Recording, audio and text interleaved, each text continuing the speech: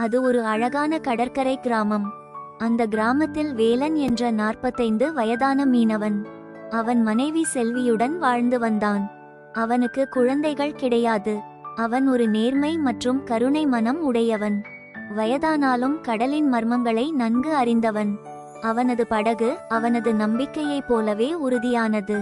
மற்ற மீனவர்கள் அதிக மீன்களை பிடித்து செல்வம் சேர்க்க நினைத்தாலும் வேலன் மட்டும் கடலின் நியதியை மீறாமல் தனக்கு தேவையானதை மட்டும் எடுத்துக்கொண்டு அமைதியாக திரும்பும் விசித்திரமான பழக்கம் உடையவன். அவனது நேர்மை கண்டு அவன் கிராமமே ஆச்சரியப்பட்டது. ஒரு அதிகாலை பொழுதில் வேலன் நடுக்கடலில் மீன் பிடித்து கொண்டிருந்தான். அப்போது அவன் வலையில் ஒரு தங்க மீன் மாட்டியது. தங்க மீனை பார்த்த வேலன் மிகவும் ஆச்சரியப்பட்டான்.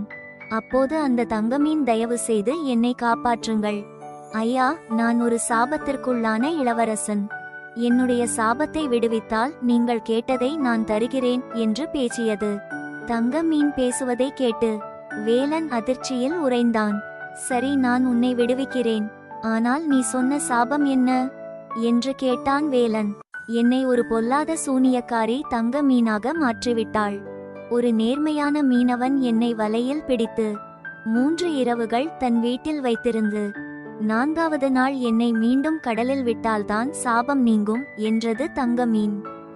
வேலனுக்கு குழப்பமாக இருந்தது. 3 இரவுகள், மற்றவர்கள் என்ன நினைப்பார்கள்? ஆனால் அந்த மீனின் கதையில் இருந்த சோகம் அவனை உறுதியாக்க தூண்டியது. அவன் அந்த தங்க மீனை தன் குடிசைக்கு எடுத்து சென்றான். கிராம மக்கள் அவனை வினோதமாக பார்த்தார்கள். என்ன வேலன், தங்க மீனா? நீ சரி என்று சொன்னால் இந்த தங்க மீனை இப்போதே விற்று நிறைய பணம் பார்க்கலாம் என்று பேராசையை தூண்டினார்கள்.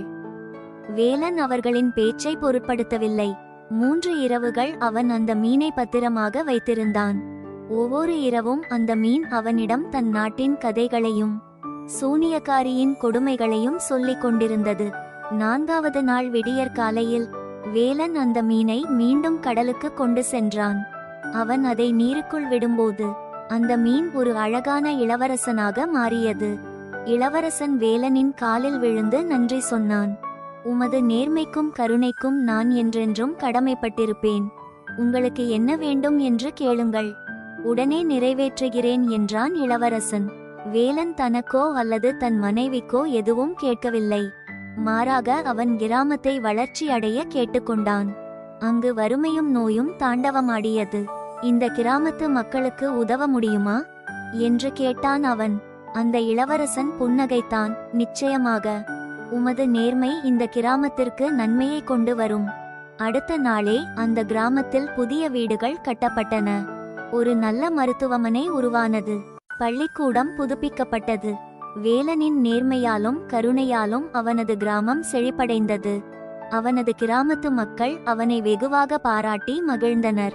சுயநலம் இல்லாமல் தன் மக்கள் நலனுக்காக நேர்மையாக செயல்பட்ட வேலனை ஊர் தலைவன் ஆக்கினார்கள்.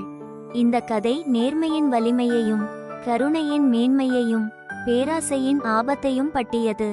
சில நேரங்களில் நாம் எடுக்கும் ஒரு நேர்மையான முடிவு நம் வாழ்க்கையையும் நம்மை சுற்றியுள்ளவர்களின் வாழ்க்கையையும் என்றென்றும் மாற்றும் சக்தி கொண்டது.